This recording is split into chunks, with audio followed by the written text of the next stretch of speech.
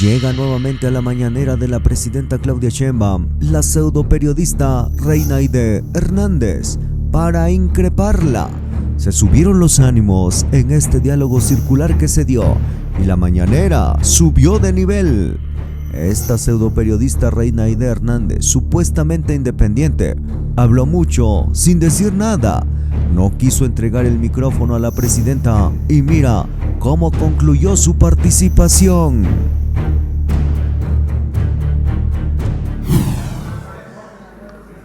A ver acá, para que no digan que no, porque desde ayer estás ahí. Gracias, presidenta. Reinaide Ramírez, reportera independiente. Pues no estaba entre mis tres, pero aprovechando que está el general Trevilla y el comandante Vallejo, el 15 de abril el gobierno de Sonora inició una investigación sobre presuntas irregularidades en el tren que se está construyendo en Imuris.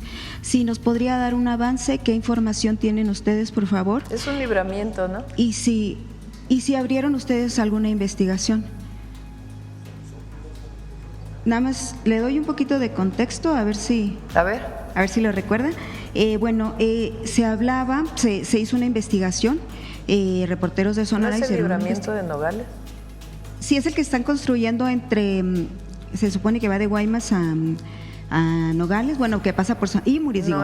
Pero bueno, luego se va a unir, ¿no? Pero es ese. No, lo que se está construyendo en Sonora es un libramiento en para Nogales, lo del ¿no? tren. Para que no pase el tren por la ciudad, sino que exacto, ese. Tenga el libramiento. Bueno, está pasando por zona. Pero no hay una conectividad ahora a Guaymas. No, bueno, va a haber, el proyecto se supone que incluye, pero bueno, por lo pronto está entre Imuris. Y el problema es se le ha llamado tren fantasma, que yo no entiendo por qué se le llama así, pero bueno, este tren nació en la opacidad y no se daba información. La gente se enteró tarde de que les estaban expropiando, les quitando sus terrenos, entonces los compraron a muy, muy baratos, hablaban de menos de 10 pesos el metro.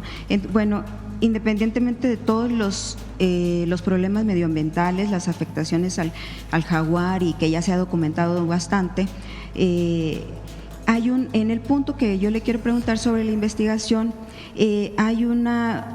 hubo una licitación, se simuló una licitación de la obra y se le dio a la empresa, permítame el nombre, 3PM, Obras Civiles y Arquitectónicas, Soluciones en Ingeniería, Construcciones, SIGA, CASCAF, Operaciones Civiles y Arquitectura, y Decoración y Mantenimiento Inmobiliario, ARCO. Estas empresas simularon ser distintas para ganar la licitación.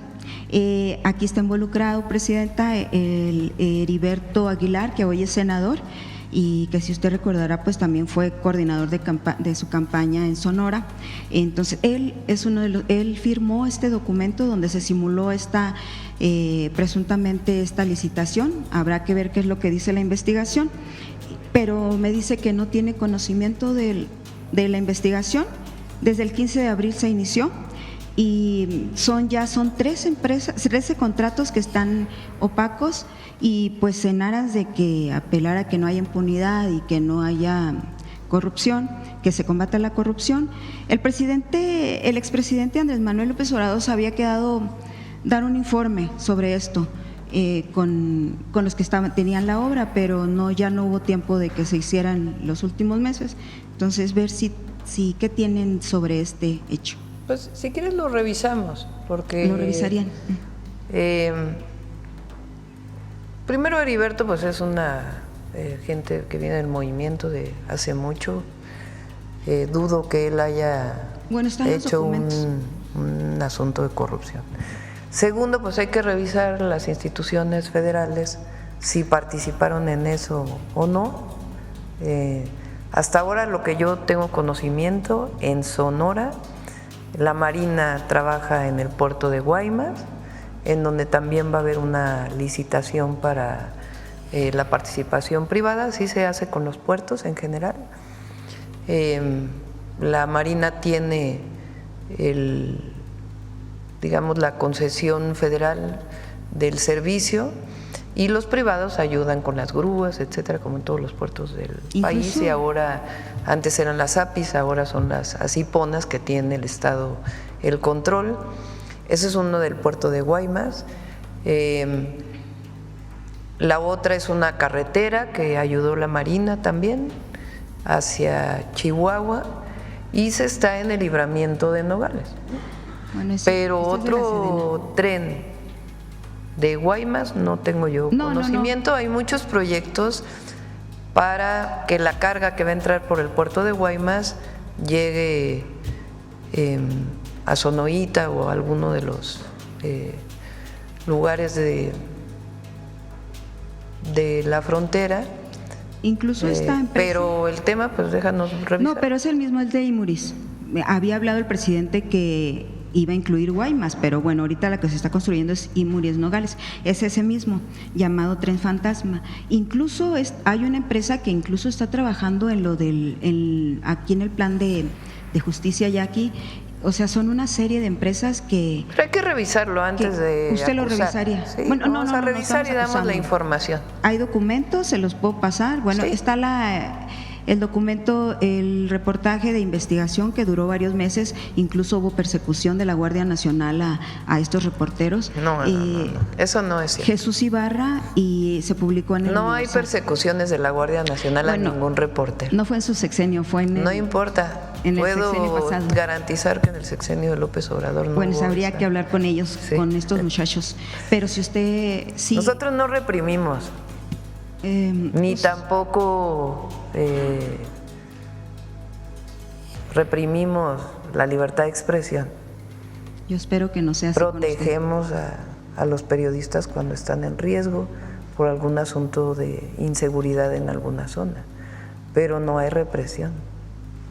Bueno, ese sería otro tema más largo que no lo tengo contemplado ahorita porque es corto el tiempo, pero ahorita hay varios periodistas, Padgett, por ejemplo, problemas. Ahí que dé la información también.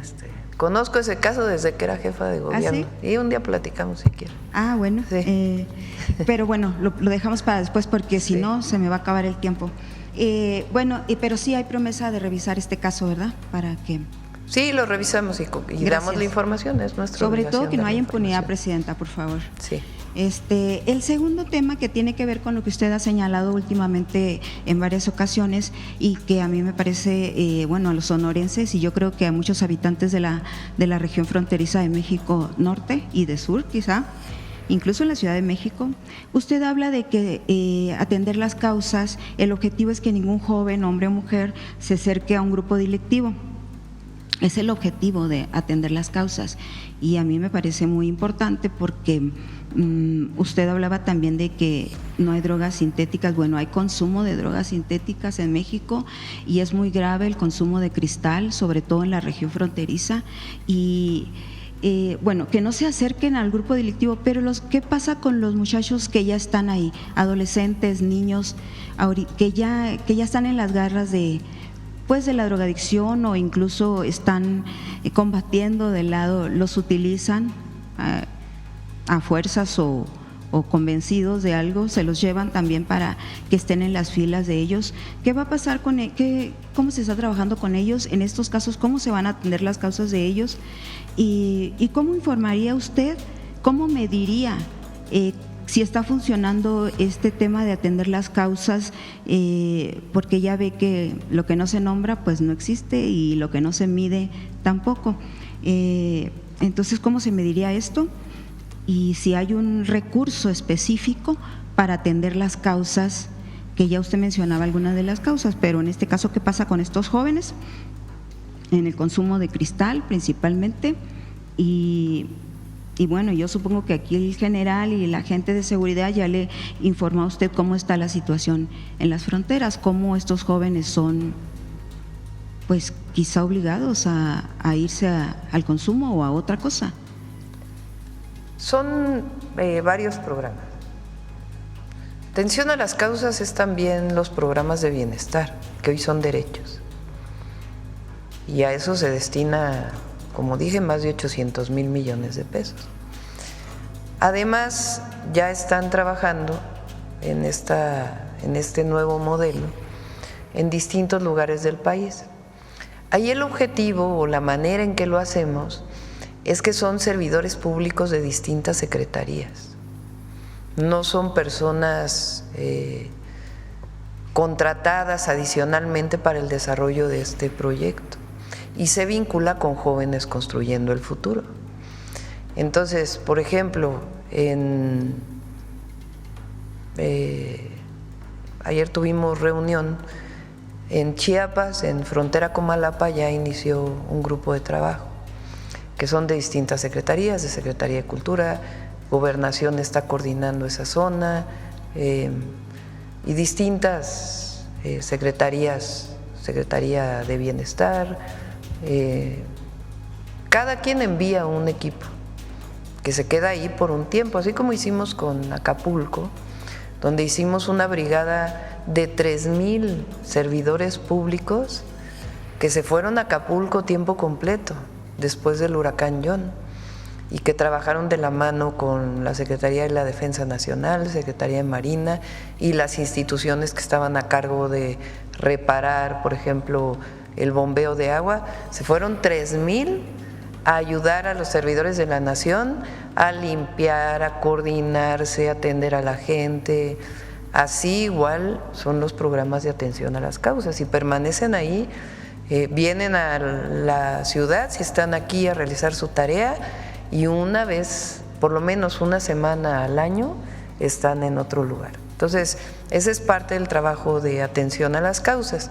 Para jóvenes que de alguna manera se involucraron ya en un acto delictivo, tenemos un programa que hicimos en la ciudad que se llama Reconecta con la Paz, en donde estos jóvenes incluso ya pueden haber sido declarados presuntos, todavía no termina su juicio, pero son primodelincuentes principalmente, se les da la opción de incorporarse a este programa, de tal manera que les dé alternativas distintas. Cuando se inscriben a Jóvenes Construyendo el Futuro, porque se va justamente a estas zonas, hay jóvenes que tienen la oportunidad y se les apoya para que dejen al grupo delictivo o la situación en la que estén y se incorporen a un empleo. Pero entonces, eso ¿cuándo se llevaría a ya está. Estados? En Sonora, por ejemplo, ahorita tenemos en Sonora un caso muy raro. Hay un joven ahorita hospitalizado que había sido secuestrado y la Fiscalía, discúlpeme Presidenta, pero la Fiscalía de Sonora no es confiable. La gente no confía en ella. A ver si tienen por ahí cómo disminuyó el delito en Sonora, del 21 a la fecha. Pero esas cifras que usted va a presentar, se las da la Fiscalía, Presidenta, y de verdad… Sí, pero homicidios… No. Robo de vehículos. Hay 2 muchachitos ahorita. Hay uno particularmente que la mamá está pidiendo que no le permiten ni estar con él en el hospital, está gravemente herido, lo acusa la Fiscalía de presunto secuestro, es un menor. Y el fiscal se refiere a él como el señor, como, o sea, la mamá habla de que el fiscal pues está mintiendo en los hechos que él revela a la sociedad y ella tiene otra versión. Entonces, para saber ahí cuál es la realidad, pues habría que, no sé si tendría que intervenir otra autoridad federal, porque pues ya está un poco complicado ese caso, sobre todo porque son menores y habla de otras varias personas involucradas, pero en este caso particular, este es un menor de 16 años y pues en el caso de Sonora, ¿qué se está haciendo allí con estos jóvenes que ya están atrapados? Refería yo el otro día, lástima que no pude preguntar el otro día en Salud, pero ver si Salud tiene un programa específico para atender la salud mental de estos jóvenes y ayudarles a salir de esa situación, y si se plantea, por ejemplo, algún centro, si el gobierno federal tiene contemplado algún centro de desintoxicación o de apoyo para ellos, que no sean los centros que ya hay porque están irregulares, o los que son privados, que son muy costosos. Entonces, si habrá algo público en ese sentido, o cómo les ayudará en la situación de la salud mental. A ver, yo te contestaría con 3 puntos, ¿no? El primero, para el caso que planteas, le pido a Adriana que ahí se ponga de acuerdo con la Secretaría de Gobernación para poder ver la situación de estos jóvenes. Lo segundo es que nombré a Leti Ramírez, que fue secretaria de Educación, que ahora trabaja conmigo en la presidencia, coordinando distintos proyectos, que coordinara el programa integral de la campaña y atención a las adicciones vinculado con el tema de salud mental. Ella va a coordinar esta nueva etapa de la campaña con distintas instituciones y también el tema que tiene que ver con la atención a jóvenes y no jóvenes, que de alguna manera están involucrados ya en alguna adicción. Ahora, a lo que mencioné, y es producto de una encuesta del INEGI, es que el tema del fentanilo, afortunadamente, y vamos a seguir dedicados a ello, no entra como una epidemia en nuestro país. Aún no, pero en Sonora ya hay fentanilo, ya hay consumo de fentanilo en Sonora. Sí, pero no es una epidemia, ya hay encuestas del INEGI. Y eso se debe a varias razones, pero entre otras a esta campaña que se está haciendo y que la Secretaría de la Defensa y Marina también trabajan en la destrucción de laboratorios que tienen que ver con otras drogas sintéticas y también la incautación cuando se encuentra de pastillas de fentanilo. Nada más para este fiscal que tenemos en Sonora, estuvo también en Ayotzinapa, también participó. Esa es la tercera que te iba a decir.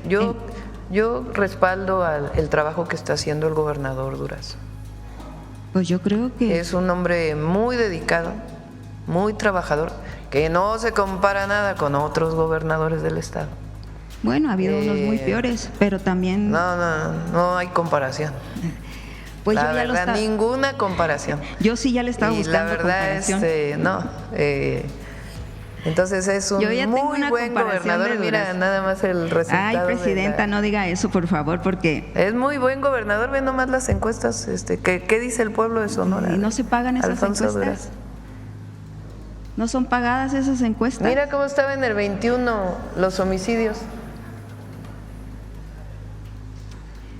Pero había que preguntarle a los sonorenses, presidenta. De verdad, Durazo está dejando mucho que desear. Pero ese es otro asunto. Bueno, vamos terminando. No, pero ya la última, presidenta, la última es que es un tema que traigo guardado desde hace como 2 meses y que es preocupante con la cuestión de la reforma judicial, que la hemos estado viendo en este punto. Y lo que había prometido el presidente López Obrador, o expresidente, como le quieran llamar, es que el pueblo iba a elegir a los jueces, magistrados y ministros.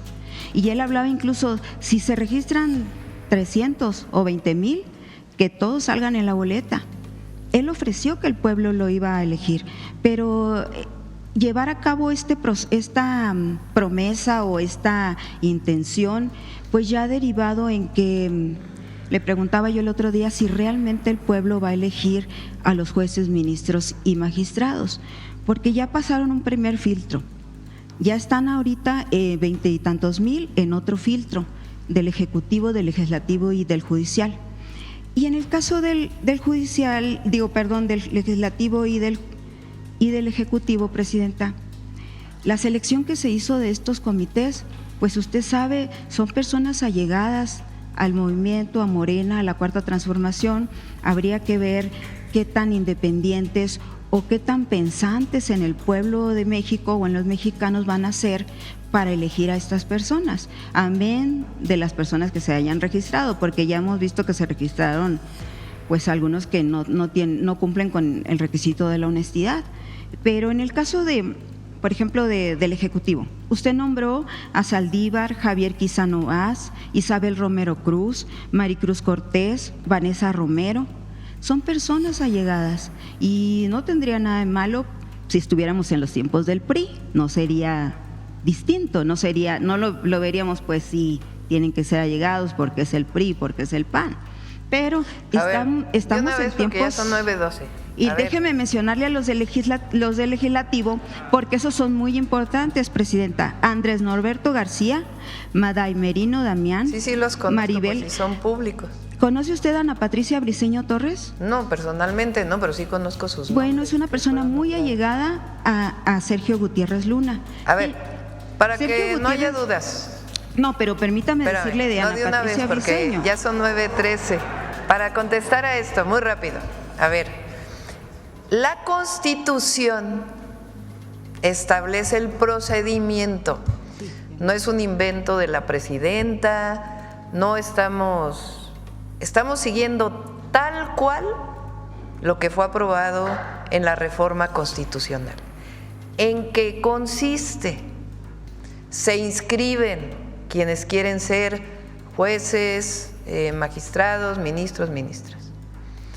Una vez que se inscriben, se hace una primera revisión para que cumplan con los requisitos. Los requisitos vienen en la Constitución. ¿Qué requisitos son? Haber tenido 8 de promedio en la carrera, 9 de promedio en la materia en la que se están inscribiendo o en la maestría o en el doctorado, si es que lo tienen. ¿Qué otro requisito? Que presenten cartas de recomendación. ¿Qué otro requisito? Un ensayo que diga por qué quieren ser alguna de las lugares en donde quieren participar. Primer tema. Entonces, lo primero que se hace es revisar si cumplieron con los requisitos que vienen en la Constitución. Una vez que hay esta primera selección, que es de requisitos, viene un proceso de revisión de las comisiones, que va a ser público. Y de ahí entrevistas que van a ser públicas. ¿Qué otro requisito para magistrados, magistradas, ministros y ministras? Se requieren 5 años de experiencia en alguno de estos temas. No como jueces, obviamente, pero que conozcan de las materias en las que van a participar. Entonces es un proceso transparente. De ahí los que se seleccionen, por ejemplo, 90 que van a participar para la Suprema Corte. Bueno, también está el Tribunal Judicial y 2 para el Tribunal Electoral. Los que van a participar para la Suprema Corte, por ejemplo, el Ejecutivo, van a ser 90. De ahí viene una primera, o sea, de la selección, 90. Y después de eso va a haber una tómbola para que sea al azar. Ya, o sea, los 90 están capacitados, las 90 para ser ministros o ministras de la Corte.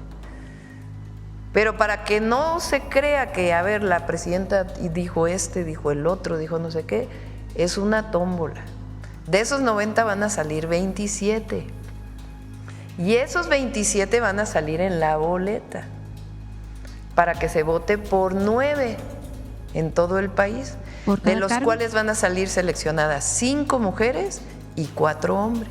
9 por cada Así va a cargo. ser Entonces es un proceso muy transparente, inédito, y lo que queremos, porque ya vimos que participó muchísima gente para inscribirse, pues que igual el 1 de junio sea una elección muy, muy participativa. Pero serían 9 por cada cargo, porque el INE también ya dijo que se reduzca la cantidad porque pues los recursos Así no va a son ser suficientes. la elección. Vamos a pasar allá atrás a la jornada y luego ya vamos bueno, con ya no me dejó el cierre de Gutiérrez Luna. Sí. Espérame nada más tantito, Ana. Personas quienes tienen problemas en las carreteras, sobre todo los tramos que fueron afectados, en cuanto a lo del bachetón, preguntan que a dónde pueden quejarse, dónde pueden levantar sus quejas con respecto a los problemas que han tenido con sus vehículos. Al correo electrónico de SICT, ¿te parece? Ahí pueden dar sus quejas. Ahorita a ver si lo pueden poner el correo electrónico. A ver, allá atrás.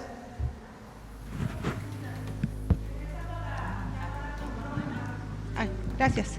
Alma Muñoz de La Jornada.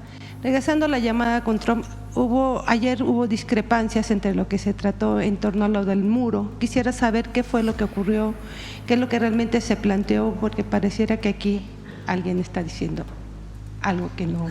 A ver, cada quien tiene su manera de comunicar, pero yo les puedo asegurar, les doy la certeza de que nunca, además seríamos incapaces, planteamos que íbamos a cerrar la frontera en el norte o en el sur de Estados Unidos. Nunca ha sido nuestro planteamiento y por supuesto que no estamos de acuerdo con eso.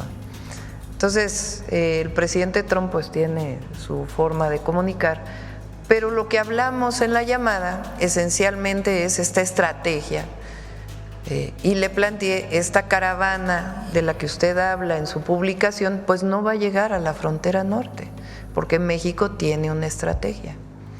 Entonces así fue la conversación. Y en el otro tema quisiera plantearle, ahí tenemos una nota en la jornada justamente sobre que pararon el pago a proveedores de Pemex.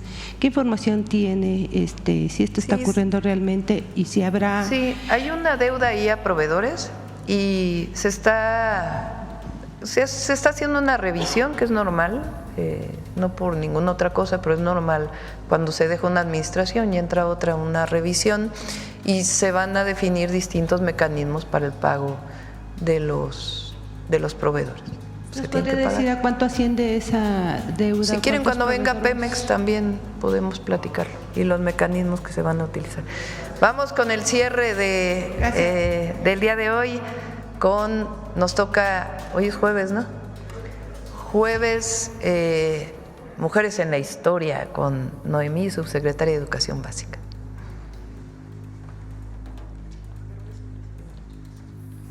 Muy buenos días a todas y todos. ¿Me podrían prestar un micrófono, por favor?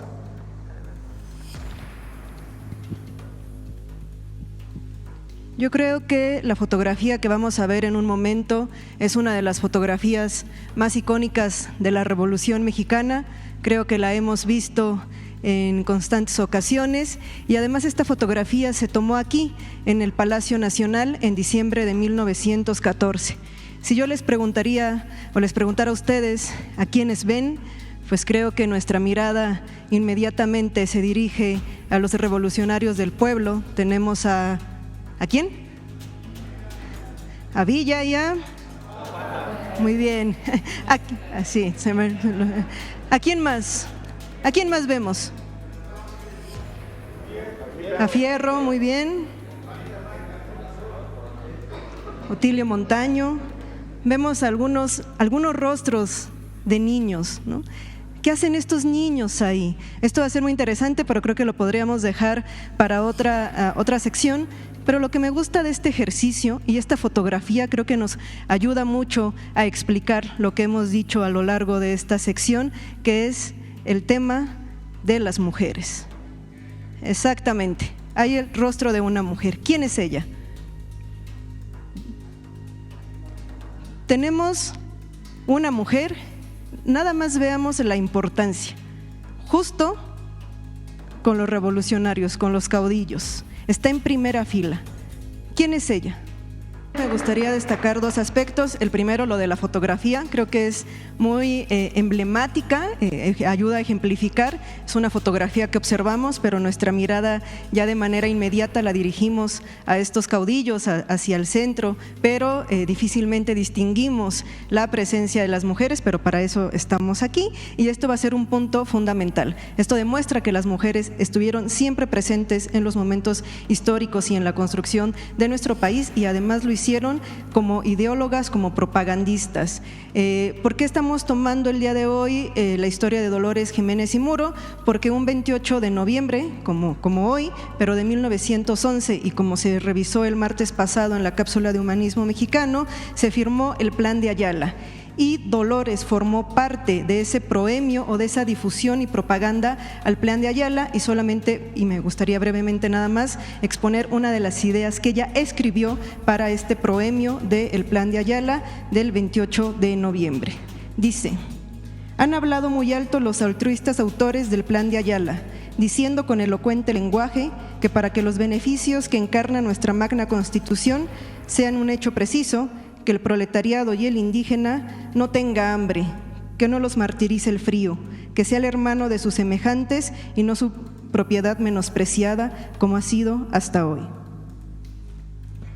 Este ideal tan noble y tan bello es tan precioso y complementario a la obra libertaria de 1821 y de 1857.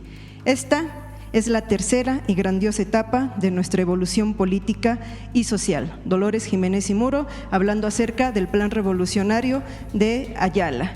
Bueno, pues esta mujer, conocida por sus compañeras como la antorcha de la revolución, el próximo año se conmemoran 100 años de su muerte. Es una excelente oportunidad para reivindicar a la antorcha de la revolución. Y ya nada más para cerrar el tema, el plan de Ayala también redactado por un maestro, por un profesor que también fue intelectual de este plan, que es Otilio Montaño. Así es que otra oportunidad para reconocer a las maestras y los maestros como protagonistas de las revoluciones de nuestro país. Gracias. Muchas gracias a todos y a todas. Nos vemos mañana. Gracias.